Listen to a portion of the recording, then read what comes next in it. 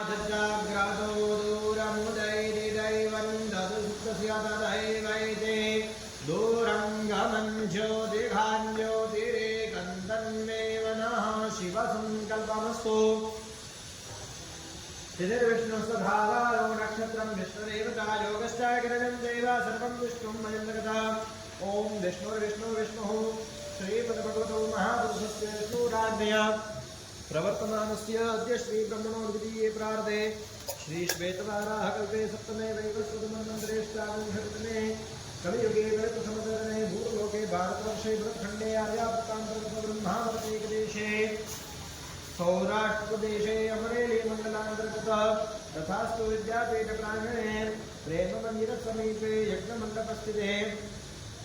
अस्मिन् बुद्धावतारे विक्रम संवत्सर द्विसहस्राभ्याशी दिशाके विश्वावसुरं संवत्सरे उत्तरायणे हेमन्त ऋतौ पौषमासे शुक्लपक्षे प्रतिपत्तिथौ भानुवासरे पूर्वाषाढ़ नक्षत्रे वृद्धियोगे भवकरणे धनुराशिस्थिते चन्द्रे धनुराशिस्थिते सूर्ये मिथुनराशिस्थिते श्री देवपुरुषेशेषु ग्रहेषु यथा यथं राशिस्थानस्थितेषु धत्सु एवं ग्रहगणगुणविशेषेण विशिष्टायां शुभतिथौ शुभकाश्यपगोत्रोत्पन्नः